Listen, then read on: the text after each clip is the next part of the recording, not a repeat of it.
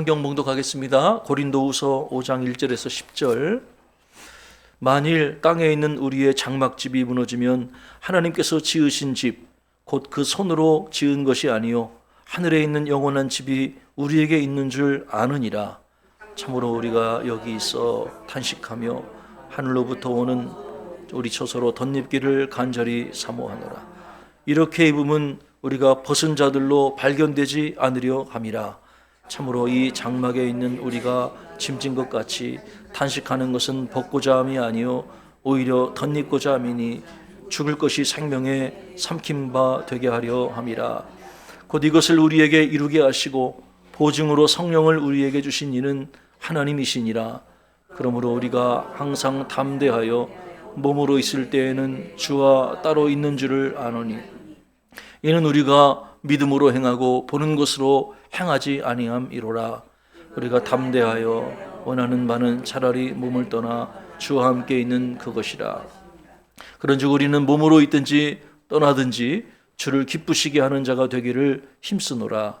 이는 우리가 다 반드시 그리스도의 심판대 앞에 나타나게 되어 각각 선악간에 그 몸으로 행한 것을 따라 받으려 함이라. 아멘. 어느 시인이 한국에 그레도라는 섬이 있다고 주장을 했어요. 우리나라의 섬이 약 3,358개 정도가 되는데 눈을 부릅뜨고 그 어디를 찾아봐도 그레도라는 섬은 없어요.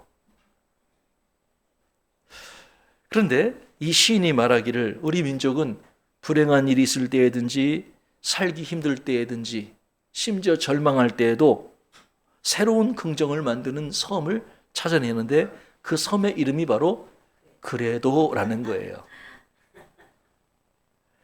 가난하고 어려운 역사 속에서 우리 민족은 그레도라는 섬 덕택에 지금까지 시련을 이길 수 있다고 이분이 시인이 이야기를 했죠. 그래도 나는 살아있다. 한번 해볼까요? 그래도 나는 살아있다. 그래요. 우리 민족은 거꾸로 매달려도 노래를 부르는 민족. 그래도 나는 살아있다. 죽지 않고 살아있잖아요. 예, 그래도 라는 그 긍정적인 희망을 가진 민족이기에 어려움을 이길 수 있었다, 이런 이야기를 하는 것이죠. 우리는 언젠가 다 부활의 소망을 가진 사람들입니다. 우리가 이 땅에 사는 동안에 여러 가지 많은 압박들을 받지요. 경제적인 압박도 있고 여러 가지 시련을 겪습니다. 그래도 우리에게 희망이 있는 이유는 그리스도께서 우리를 위해 부활하셨기 때문인 줄로 믿습니다. 오늘은 부활 후 두 번째 주일입니다. 지난 주일에 참 감사하게 우리가 기쁨으로 부활절을 보냈습니다. 한 청년에게 세례를 줬고 또 우리가 그리스도의 몸과 피를 함께 나누면서 우리가 부활의 기쁨에 함께 동참하는 귀한 시간이었어요. 지난 주간에 떡도 하고 계란도 삶고 그래서 풍성한 잔치를 벌이고 또 나오지 못한 분들에게 또 그 선물도 나누기도 하고 이웃과도 나누는 참 의미 있는 시간이었어요.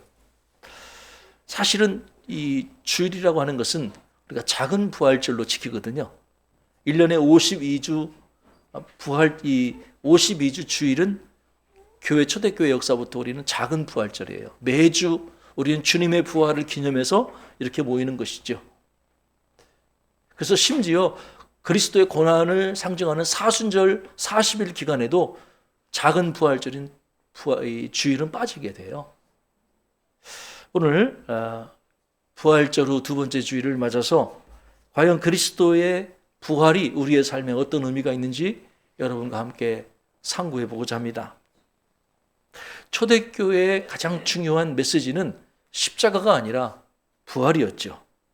그래서 우리가 알고 있는 제 뒤에 있는 저 십자가 심벌이 초대교회의 심벌이 아니었어요. 초대교회의 심벌은 십자가가 아니라 물고기 모양, 속이 텅 빈 요나의 물고기, 그게 이제 그리스도의 부활을 상징하거든요. 그래서 그리스도인들은 만날 때마다 이렇게 속이 텅 빈 요나의 물고기를 그리스도의 부활을 상징하는 심벌을 서로 보여주며 함께 주를 기뻐했죠. 1절에서 바울이 이런 이야기를 합니다. 만일 땅에 있는 우리의 장막집이 무너지면 하나님께서 지으신 집 곧 손으로 지은 것이 아니요 하늘에 있는 영원한 집이 우리에게 있는 줄 아느니라. 아멘. 만일이라는 가정법을 썼어요. 미래에 일어날. 아직은 일어나지 않았지만 앞으로 언제든지 우리에게 일어날 일, 일어날 수 있는 일, 또 실제 일어나고 있는 일. 가정법이죠. 이게 가정법은 터무니없는 일이 아니라 저와 여러분이 겪어야 될 일이기도 해요. 여기 보면은 땅에 있는 우리의 장막집, 또 하늘에 있는 영원한 집을 비교해서 설명을 하고 있어요. 여러분, 과연 땅에 있는 우리의 장막집이라는 게 뭔가요? 그건 언젠가 무너질 우리의 육체를 가리키는 것이죠. 저와 여러분은 언젠가 우리 육신의 이 몸은, 육체는 무너지게 되어 있어요. 바울이 왜 이런 생각을 했을까요? 아마 바울은 고린도에서 말씀을 전하면서 많은 고난을 받았던 것 같아요. 밖으로는 다툼이고 안으로는 근심이라는 표현이 딱 맞지요. 왜냐하면 이 고린도 교회 안에 바울이 전했던 복음을 또 바울 자체를 이렇게 반대하는 많은 분들이 있었기 때문이지요. 바울은 참 사도도 아니고 바울이 이렇게 복음을 전하는 것은 먹고 살기 위해서 복음을 전하고 있는 것이다. 참 사도가 아니다. 이렇게 바울을 비난했지요. 여러분, 이런 그 극심한 고난 가운데 어쩌면 바울이 점점 쇠퇴해져가는 자기 육신, 마음을 생각했을 수도 있어요. 그렇다면 과연 하늘에 있는 영원한 집은 뭔가요? 1절에 보면은 이 집은 사람의 손으로 지은 것이 아니다. 하나님께서 이렇게 손으로 지으신 집이다. 이렇게 말씀하고 있어요. 마가복음 14장 58절에 보면은 우리가 그의 말을 들으니 손으로 지은 이 성전을 내가 헐고 손으로 짓지 아니한 다른 성전을 사흘 동안에 지으리라 하더라. 이런 말씀이 나와요. 예수님께서 성전 안에서 장사하는 자들, 소나 양이나 비둘기 파는 사람들을 다 쫓아내셨어요. 그리고 그들이 환전하던 그 돈들을, 바구니를 다 성전 바닥에 다 엎어버리셨어요. 그러면서 예수님께서 표적을 구하는 유대인들을 향해 너희가 이 성전을 헐라! 내가 사흘 동안에 일으키리라 말씀하셨어요. 유대인들이 묻죠. 46년 동안에 지은 이 성전을 네가 어떻게 사흘 동안에 일으키겠느냐? 유대인들이 생각할 때 46년 동안 지었던 성전은 건축물, 벽돌로 세 성전을 얘기하는 거예요. 그러나 예수님께서 사흘 동안에 다시 일으키리라고 하셨던 그 성전은 예수님 자신의 육체를 가리켰던 거예요. 예수님이 죽으시고 사흘 만에 부활하실 것이다. 여러분, 예수님의 몸이 성전이었던 거예요. 그 말을 유대인들은 이해하지 못했던 거죠. 바울이 이야기하고 있는 하늘에 있는 집은 사람의 손으로 지은 것이 아니라 하나님께서 친히 자신의 손으로 지으신 집이에요. 이 집은 건물로서의 집을 의미하는 것이 아니라 예수님께서 죽음을 이기시고 부활하심으로 우리에게 나누어 주시기를 원하시는 부활의 몸이라고 하는 거예요. 그런데 여러분, 우리가 이 부활의 몸을 얻기 위해서 전제되어야 될 게 있어요. 우리가 부활의 몸을 얻기 위해서는 반드시 땅에 있는 우리의 장막집이 무너져 내려야 한다고 하는 거예요. 육체의 죽음을 경험해야만 우리의 몸이 부활할 수가 있다고 하는 거예요. 부활이라고 하는 것은 전제는 육체의 몸이 죽어지는 것을 전제로 하는 거예요. 우리 육신이 죽음을 경험하지 못하면 그 다음에 하나님께서 손수 지으신 집을 우리는 경험할 수 없어요. 부활의 몸을 입을 수 없다고 하는 거예요. 바울은 지금 죽음을 예찬하고 있는 게 아니에요. 오히려 죽음 이후에 우리가 받게 될 부활의 그 몸을 간절히 소망하고 있는 거예요. 혹시 여러분 돌아가신 코미디계의 원로 구봉서 장로님 알고 계세요? 2016년도에 소천하셨거든요. 구봉서 장로님. 이 구봉서 장로님이 90세 삶을 살다가 인생을 마감하셨는데 아내 되시는 그 권사님한테 유언을 남기셨어요. 이런 유언이에요. 여보, 내가 죽더라도 고아원 후원은 꼭 끊지 마요. 이게 유언이었다고 그래요. 구 장로님이 살아계실 때 무려 37년이나 되는 오랜 시간 동안 고아원을 후원을 해오셨어요. 그 고아원은 저기 경북 문경에 있는 신망애육원이라고 하는 그런 고아원이었어요. 고 황용석 장로님이 세운 그 고아원이에요. 12명의 고아들, 전쟁 고아들을 데리고 그들을 사랑으로 양육한 것이 이제 출발점이 된 신망애육원. 그런데 지금은 이 800명이 넘는 고아들이 이 고아원을 거쳐서 양육을 받고 사회에 나오게 됐죠. 그리고 그들 중에 많은 숫자가 목회자나 교수나 박사들처럼 이 사회에서 꼭 필요한 사람들로 살아가고 있는 훌륭한 애육원이라고 볼 수가 있어요. 이 신망애육원에 대대로 내려오는 교훈이 있다고 그래요. 오늘은 틀림없이 좋은 날이다. 신망애육원의 설립자였던 그 황용석 장로님의 인생 철학이 담긴 말이었죠. 심지어 이 황용석 장로님이 소천한 날 장례식에도 한쪽에 오늘은 틀림없이 좋은 날이다라는 문구가 걸려있을 정도였대요. 그만큼 이 장로님이 살아있을 때 하늘에 있는 영원한 집, 다시 말해서 우리가 있게 될 부활의 몸을 간절히 사모하고 있었기 때문에 그런 문구가 어울리는 문구가 된 것이죠. 여러분에게도 몸의 부활에 대한 사모함이 있는지 모르겠어요. 우리가 사도신경 할 때 우리가 고백하는 게 있죠. 우리는 몸의 부활과 영생을 믿습니다. 우리 사도신경 할 때마다 고백하는 게 우리는 몸의 부활을 믿는다고 우리는 고백하는 거예요. 여러분, 기독교 신앙은 몸의 부활을 믿는 종교예요. 영의 부활, 혼의 부활, 정신의 부활을 얘기하는 게 아니라 우리는 몸의 부활을 믿는 종교예요. 히브리서 11장에 보면은 믿음으로 살다간 수많은 사람들 이야기가 소개되어 있는데 특별히 이 부활의 소망을 가진 사람들이 어떻게 그 고난을 이겨나갔는지를 우리에게 잘 소개하고 있어요. 여러분, 초대교회 믿음의 여인들은요, 부활의 소망을 가지고 있었기 때문에 죽은 자의 부활을 소망했고 그리고 부활을 더 좋은 것으로 여겼다라고 말하고 있는 거예요. 그들은 현실적인 박해와 위협 속에서도 그 부활의 소망을 버리지 않고 끝까지 자신의 믿음을 지키며 순교자의 반열에 설 수 있었던 거예요. 이런 사람들이야말로 세상이 감당할 수 없는 사람들이다. 이렇게 성경은 기록하고 있는 것이에요. 여러분, 저와 여러분에게는 이 부활의 소망이 너무나 귀한 거예요. 이 세상의 돈으로, 이 세상의 명예로 우리가 얻을 수 없는 그 능력을, 소망을 부활의 소망을 누리게 제시하고 있다고 하는 거예요. 그러나 부활의 소망이 없는 사람들은 어떠하지요?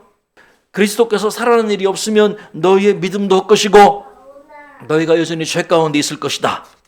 그리고 만일 그리스도 안에서 우리가 바라는 것이 다만 이 세상의 삶뿐이라면 모든 사람 가운데 우리가 더욱 불쌍한 자가 될 것이다. 이렇게 얘기하고 있어요. 여러분 생각해 보세요.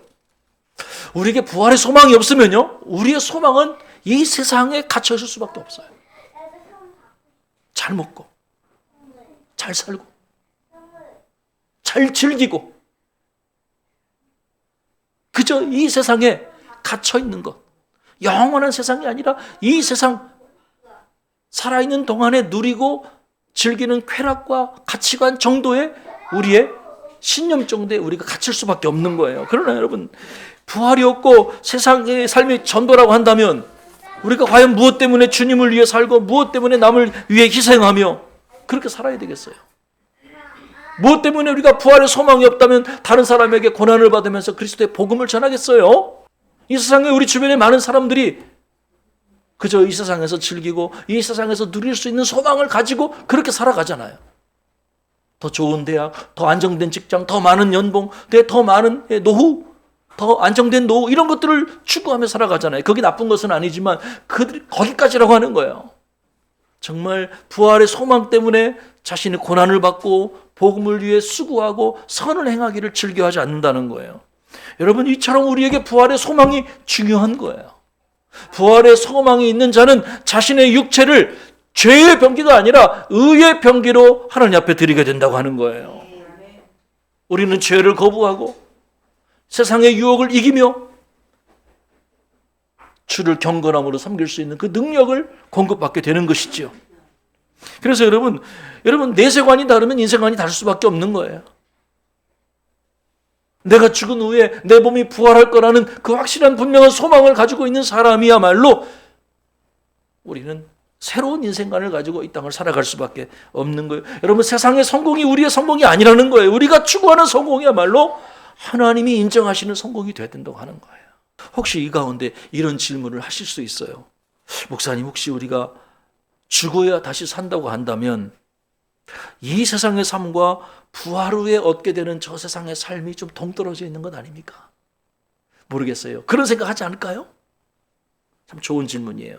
그러나 분명한 것은 부활신앙은 현실의 삶과 동떨어지지 않다고 하는 거예요. 우리 몸의 부활과 우리가 부활을 누리게 될 때의 몸이 전혀 단절된 게 아니라 연속성을 가지고 있다고 하는 거예요. 우리 몸이 죽고 새로운 몸이 부활할 때 지금 우리가 여러분과 보고 있는 우리가 지금 이 몸은 완전히 소멸하는 것일까요? 여러분 생각은 어떠세요? 자, 2절 한번 같이 읽어보십시다. 참으로 우리가 여기 있어 탄식하며 하늘로부터 오는 우리 처소로 덧입기를 간절히 사모하노라. 여기 보면은 하늘로부터 오는 처소로 덧입다. 그죠? 덧입는다. 이런 표현이 나와요. 이거 한번 밑줄 그어보세요. 덧입다.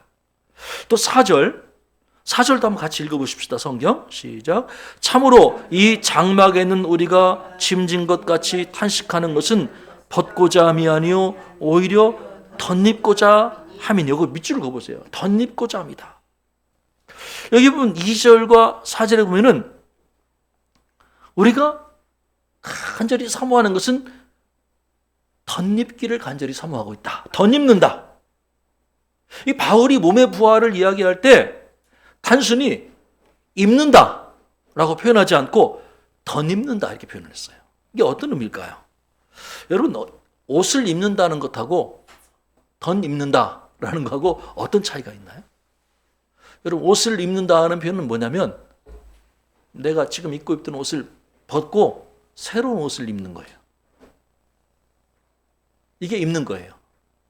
근데 덧입는다라는 표현은 뭐냐면 지금 내가 입고 있는 이 옷 위에 새로운 옷이 주어진다는 거예요. 이해가 되세요? 입는다는 거는 단절이에요. 옛날과 새로운 세계와 단절이 돼요. 그러나 덧입는 것은 연속성이에요.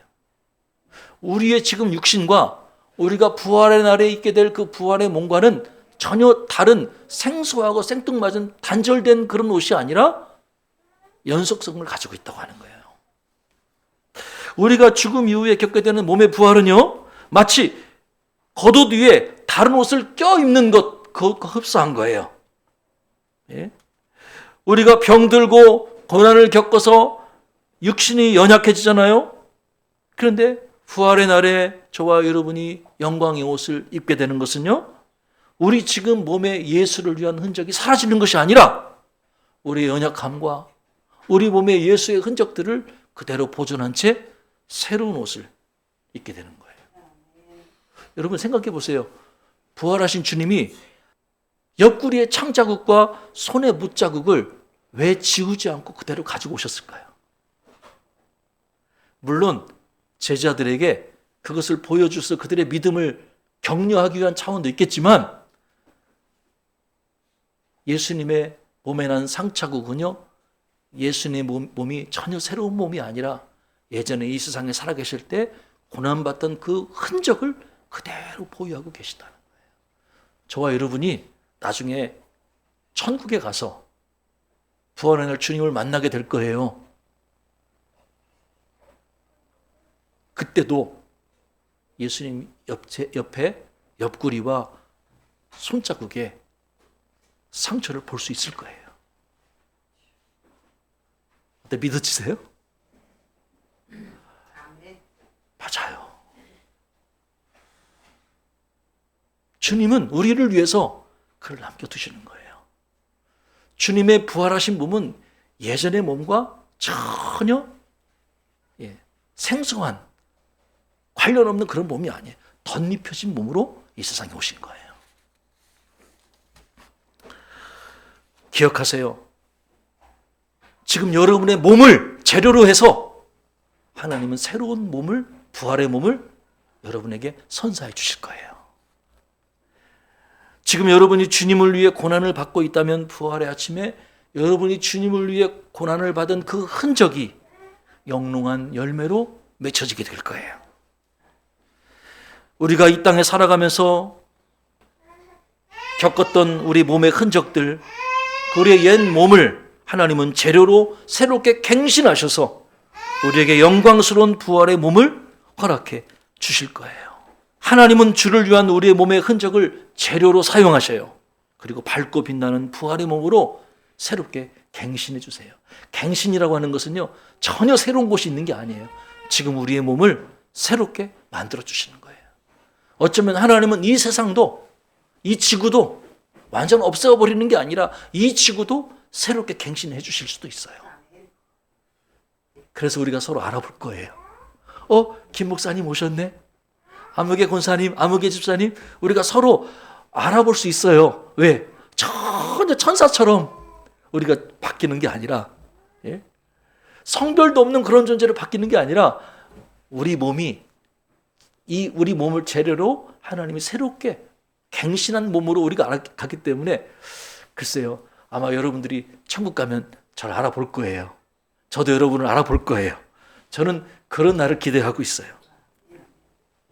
고린도전서 15장에서 바울이 우리가 장차 얻게 될 몸에 대해서 이렇게 이야기하거든요. 죽은 자의 부활도 그와 같으니 썩을 것으로 심고 썩지 아니할 것으로 다시 살아나며, 욕된 것으로 심고 영광된 것으로 다시 살아나며, 약한 것으로 심고 강한 것으로 다시 살아나며, 육의 몸으로 심고 신령한 몸으로 다시 살아나나니 육의 몸이 있은즉 또한 영의 몸도 있느니라. 여기 보면은 우리가 장차 얻게 될 이 부활의 몸을 가리켜서 심는 것과 살아나는 것, 이렇게 표현을 하고 있어요. 심는 것, 살아나는 것. 우리는요, 연약한 것을 심어요. 욕된 것을 심어요.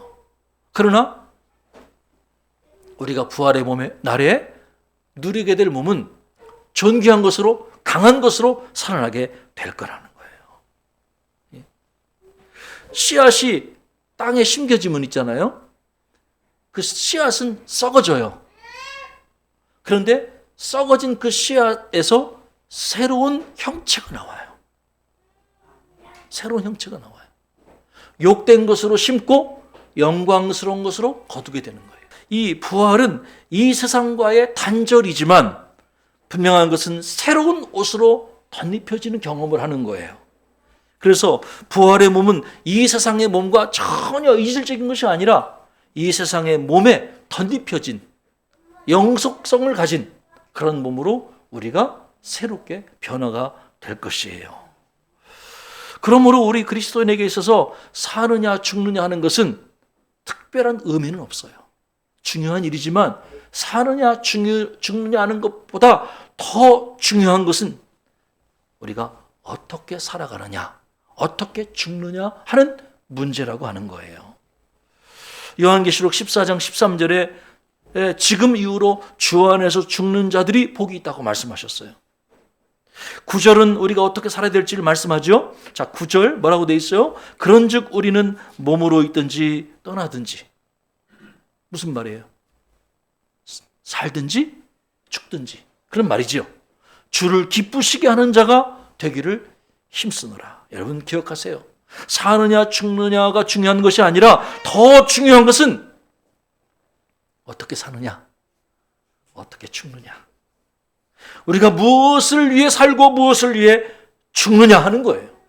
내가 어떻게 하면 주님을 기쁘시게 할지에 관심을 기울여야 한다는 거예요. 왜냐하면 우리가 언젠가 다 그리스도의 심판대 앞에 서게 될 것이기 때문에 그래요. 그날 재판장이신 하나님은 저와 여러분이 이 세상에서 선악간에 몸으로 행한 모든 행실을 따라 하나님이 재판하실 거예요. 우리 그날을 두려워해야 돼요. 요한복음 5장 28절 이하에서 우리 주님이 말씀하셨습니다. 무덤 속에 있는 자가 다 그의 음성을 들을 때가 오나니 선한 일을 행한 자는 생명의 부활로 악한 일을 행한 자는 심판의 부활로 나오리라.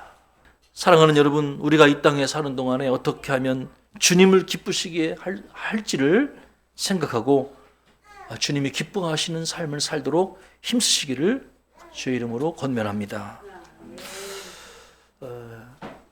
제 지인이 페이스북에 몇 년 전에 쓴 글을 여러분과 나누고 말씀을 마치려고 그래요. 2018년 3월 27일 고난주간 화요일 새벽 2시 사랑하는 내 동생이 하늘나라로 갔습니다. 위암 말기로 힘들어하더니 결국 갔습니다. 어렸을 땐 형아 하고 쫓아다니고 좀 더 크니 형 그러며 날 그리 좋아하고 어른 되더니 술 먹고 전화에 주정 부리며 편하게 까불던 놈이 아프다고 해서 찾아갔더니 반쪽이 된 모습으로 내 마음을 졸이게 했습니다. 지난주 찾아갔을 땐 힘들게 잠들었다며 편지 한 장 써놓고 왔는데 그거 읽으며 기운도 없는 놈이 그렇게 울었다고 합니다. 어젯밤 찾아갔을 땐 눈도 못 뜨고 말도 못하던 놈이 형 왔다고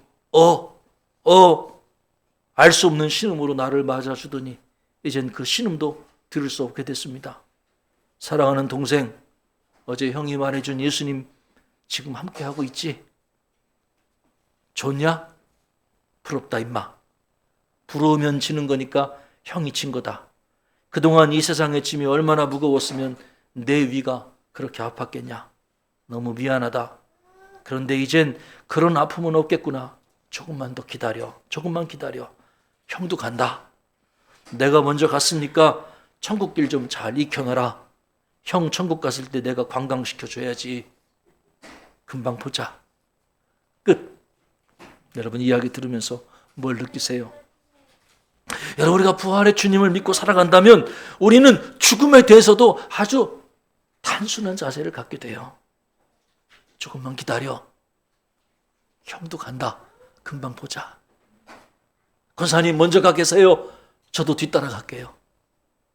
아빠 엄마 금방 만나. 여러분 우리는 이 땅에서 영원히 사는 것이 아니에요. 언젠가 우리 모두는 이 세상을 떠나야 해요. 하나님이 부르시면 손에 있던 거 다 내려놓고 빈손으로 후를 하늘로 올라가야 돼요. 어렸을 적에 친구들하고 땅 따먹기를 신나게 했어요. 운동장 다 내 걸로 만들고 싶었어요.